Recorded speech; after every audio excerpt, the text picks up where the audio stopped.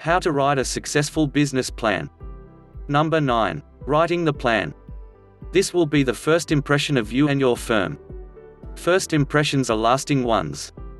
Be sure your plan is complete, clear, neat and accurate. No errors. The executive summary. A well-written summary will make the reader want to know more. The summary should touch on major elements such as the product, why it's unique, the market, the management team, the investment needed, the financial opportunity, where if any confidential appendices are located, the team, a brief explanation of their background, key accomplishments, education and demographics, the product. What is it? What does it do? Add any images, technical drawings or video links. The market. Describe the customers. Why, where and how they will buy. How potential customers will be converted into paying customers for life.